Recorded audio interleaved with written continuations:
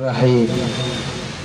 Assalamualaikum warahmatullahi wabarakatuh. Waalaikumsalam warahmatullahi wabarakatuh. Bismillahirrahmanirrahim. Bismillahirrahmanirrahim. Bismillahirrahmanirrahim. Bismillahilladzi la yadurru ma'a ismihi syai'un fil ardi wa la fis sama' wa huwa as-sami'ul 'alim. Alhamdulillah alladzi khalaqal mauta wal hayata liyabluwakum ayyukum ahsanu amala wa huwal azizul ghafur. Asyhadu an la ilaha illallah al malikul haqqul mubin Muhammadur Rasulullah shadiqul wa'dil amin. Allahumma salli wa sallim ala sayyidina Muhammad wa ala alihi wa sahbihi ajma'in. Qala Allah ta'ala fi kitabihil karim. Bismillahirrahmanirrahim. Man amila salihan min dzakarin aw untha wa huwa mu'minun falanuhyiyannahu hayatan thayyibatan wa lanajziyannahum ajrahum bi ahsani ma kanu ya'malun. Wa qala an-nabiy sallallahu alaihi wasallam silatur rahim tazidu fil umri wa tazidu fi rizqi. Sadaqallahu sadaqa Rasulullah sallallahu alaihi wasallam. Hadratul Mukarramun, para alim ulama, para satid, para hujjaz, tokoh masyarakat, dan khusus ketua Majelis Ta'lim Bapak Ustaz Ali Ahmad, juga Ustaz Rudi, Ustaz Yusuf, Ustaz Hafiz, Haji Ali, serta sahibul bait beserta keluarga Bapak Ayub, Bapak Haji Ayub. Semoga insyaallah beliau senantiasa dirahmati oleh Allah Subhanahu wa taala. Amin. Dan segenap jamaah sekalian yang sama-sama berbahagia. Tentunya alhamdulillah kita selalu bersyukur kepada Allah, karena dengan kita bersyukur segala urusan kita dilancarin oleh Allah Subhanahu wa taala. Amin. Dengan kita bersyukur kita akan senantiasa diijabah doanya oleh Allah Subhanahu wa taala. Amin. Dengan kita bersyukur cita-cita kita akan diwujudkan oleh Allah Subhanahu wa taala. Amin. Tapi sebaliknya kalau kita kufur, maka nikmat yang ada pun yang dikhawatirkan diambil sama Allah, apalagi yang belum ada. Ya, makanya jangan pernah kita ngeluh sama Allah. Kita malu. Udah banyak banget menerima rezeki dari Allah Subhanahu wa taala. Yang tadinya kita nggak punya apa-apa, nggak bawa apa-apa, alhamdulillah berjalannya waktu. Kalau menurut penelitian orang luar negeri, Bapak udah pernah ke Amerika, Pak? Belum. Amerika itu dari Rawalumbu Ngetan. Ya terus saja ke bandara Soekarno-Hatta. Nah dari situ naik pesawat tuh, baru ke luar negeri. Kata orang-orang ilmuwan bahwa masa usia produktif dari 20 tahun sampai 35, kalau sudah kita ini punya banyak perkembangan, kemajuan. Kalau udah usia 35 udah punya tempat tinggal, punya pekerjaan, punya keluarga, punya anak, punya kendaraan, punya investasi, maka insya Allah kita kedepannya usia 40 sampai 50 tanda-tanda ada kemajuan. Karena berjalannya waktu, kalau sudah 60 ini masa-masa kita udah banyak istirahat. Banyak istirahat. Jadi kalau ada orang usia 60 tahun, 65 sampai 70 tahun, mohon maaf, masih di bawah ya kan standar umum, belum punya tempat tinggal, belum punya kendaraan, belum punya pekerjaan, belum punya investasi, usia 70 tahun, ya mohon maaf harus banyak sabar, ya kan? Kalau nggak dapat di dunia, yakin orang yang beriman bakal dapat kekayaan di akhirat. Amin ya Rabbal. Amin ya Allah. Jadi nggak ada ruginya hadirin. Kalau kita orang yang beriman mah ada harapan yang besar.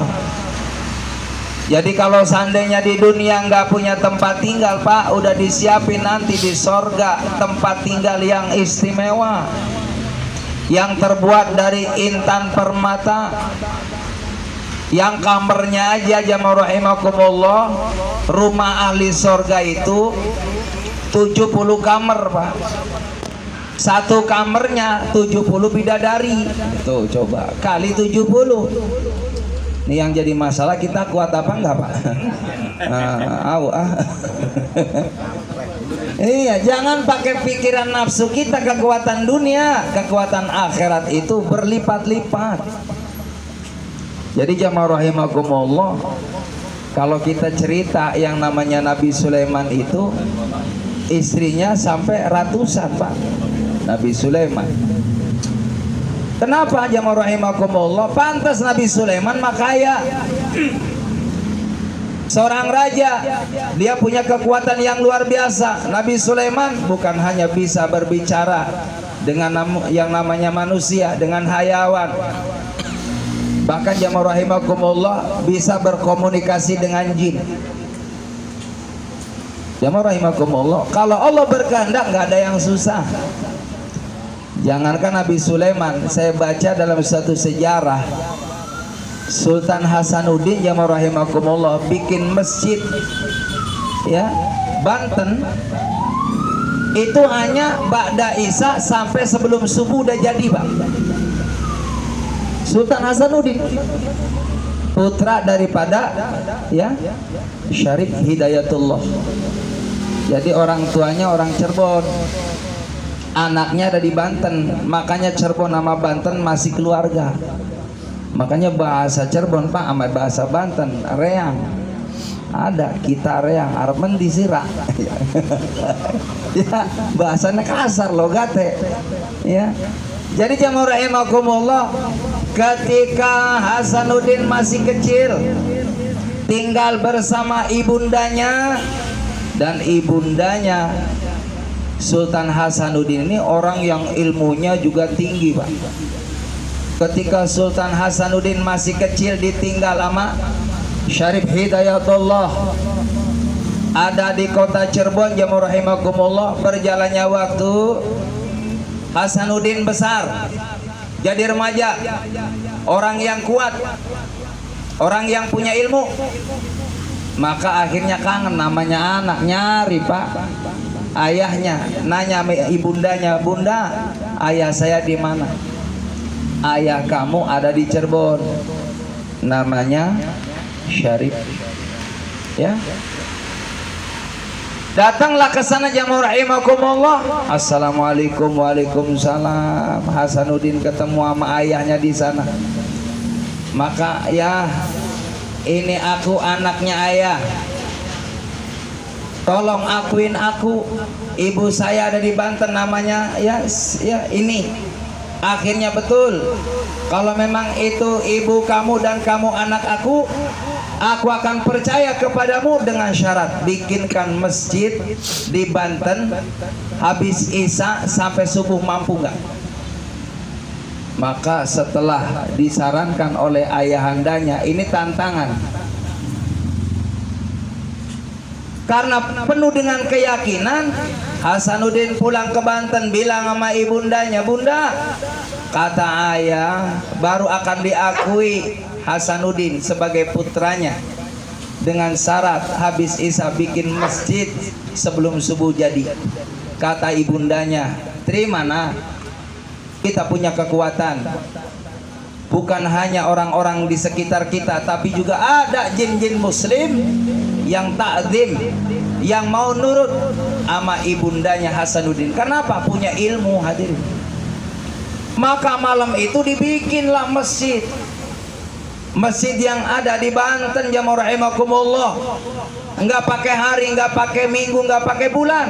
Semalam jadi tuh masjid yang ada di Banten dengan perjuangan Hasanuddin, bundanya, dan juga bala tentara daripada jin-jinnya Allah yang memang ditaklukkan dengan ilmu yang atas izin Allah Subhanahu wa taala.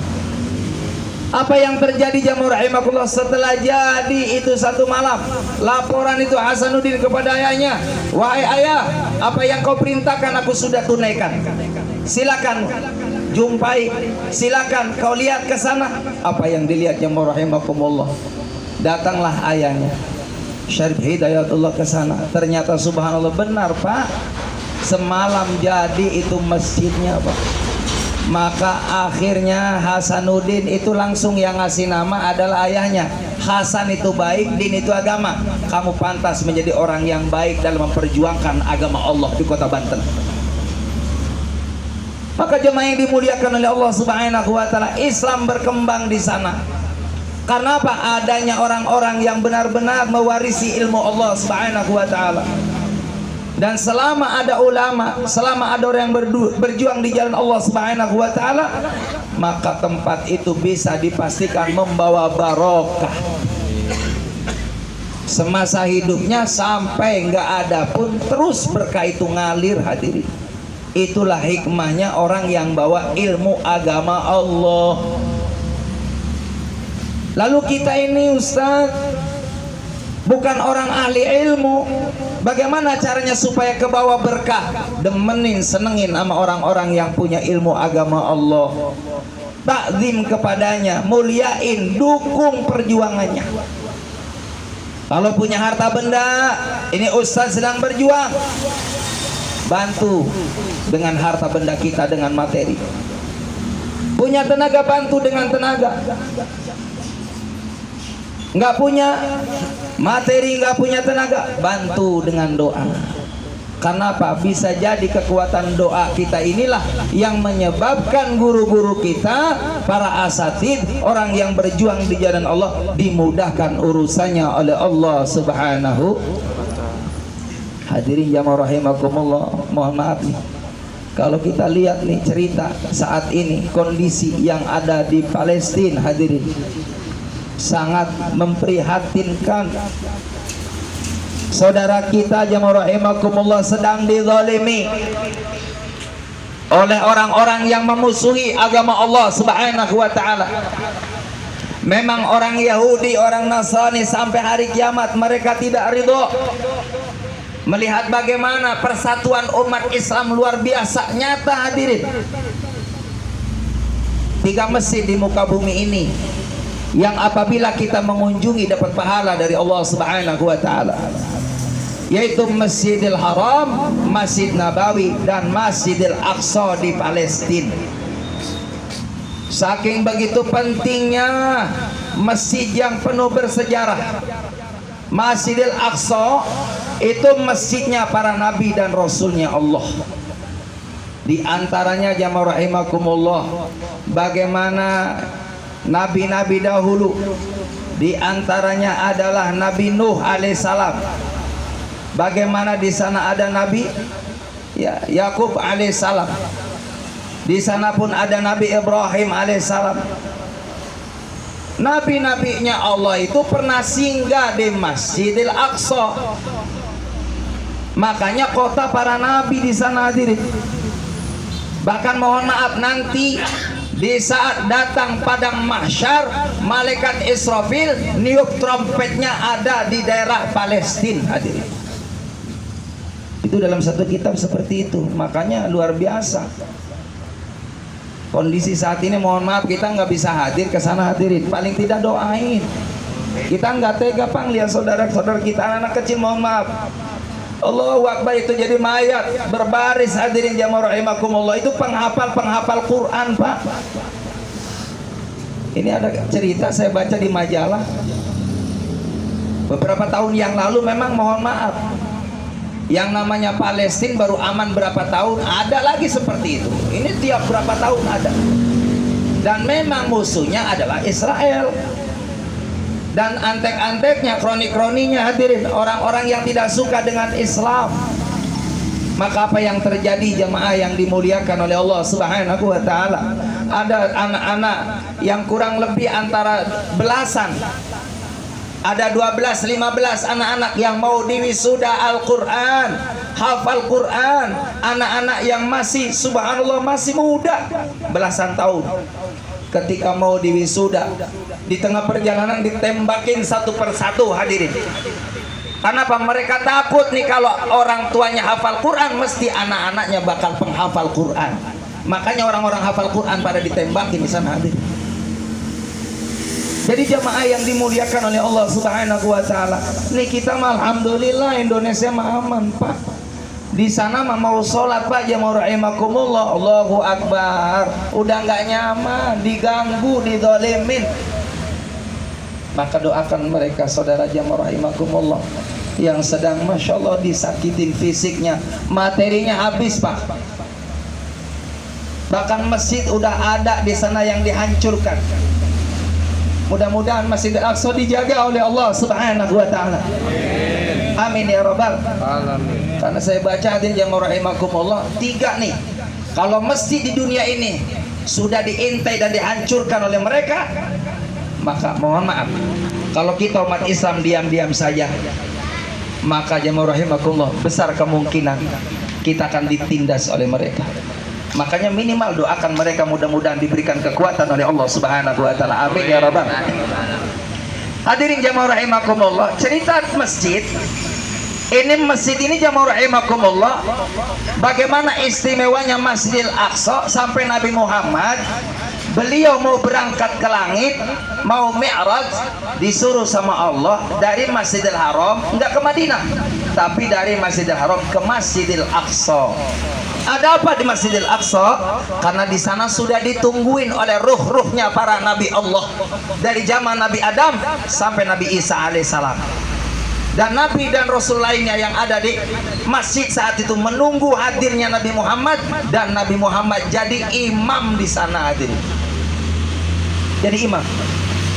Bahkan di area Masjidil Aqsa itu ada batu jamaah rahimakumullah, yang mana batu ini istimewanya sama.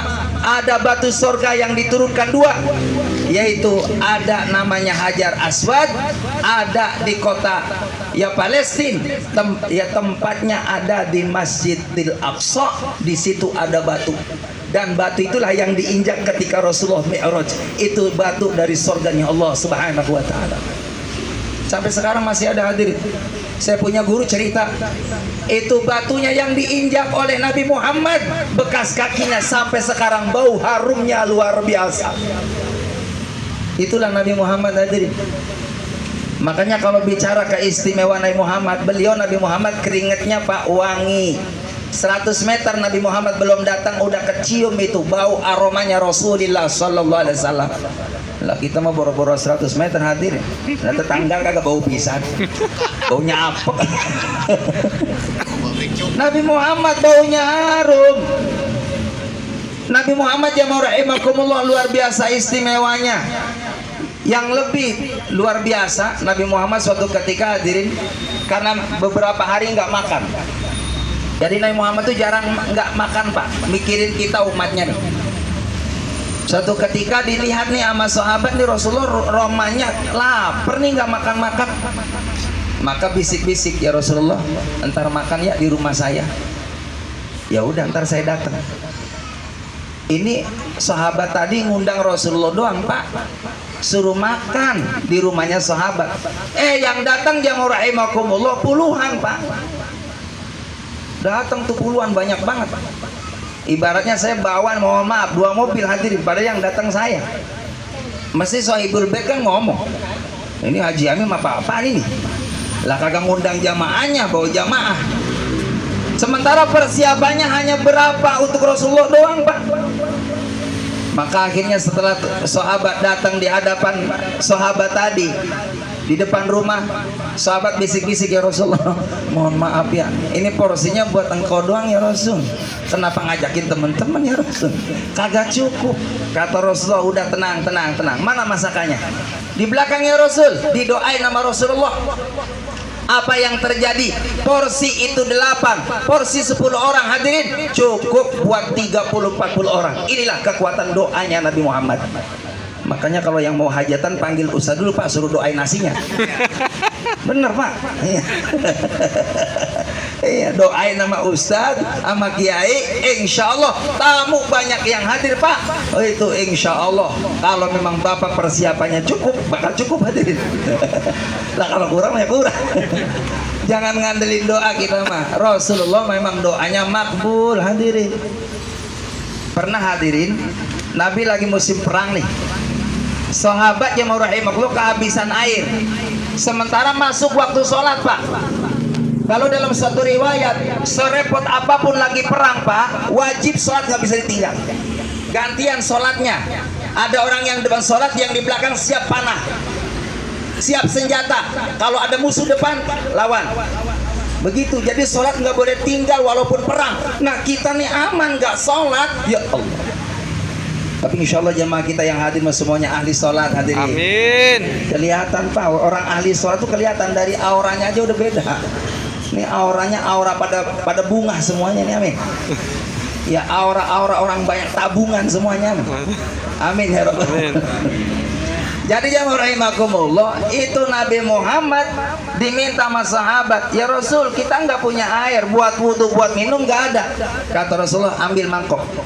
Rasul ambil mangkok hadirin, isi air dulu. Diisi air Rasulullah, maka tangannya Rasulullah dicelupin di mangkok hadirin.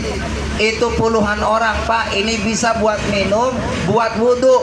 Sampai habis orang pada minum, pada wudhu, masih airnya tetap tidak berkurang sedikit pun. Itu Nabi kita Muhammad sallallahu alaihi wasallam, yang nanti di akhirat Nabi nyiapin air Pak buat kita dari telaga Kausar. Mana umatku yang setiap malam Jumat hadir di majelis ilmu, yang baca Al-Quran, yang baca salawat, maka dia pantas minum air dari aku langsung dari tangannya Rasulullah sallallahu alaihi wasallam. Amin ya Rabbal.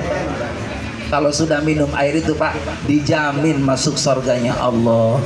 Amin ya Rabbal. Mudah-mudahan kita yang hadir termasuk orang yang ahlul jannah. Amin. Itu saja yang dapat saya sampaikan. Terima kasih. Mohon maaf lahir batin. Assalamualaikum warahmatullahi wabarakatuh. Waalaikumsalam.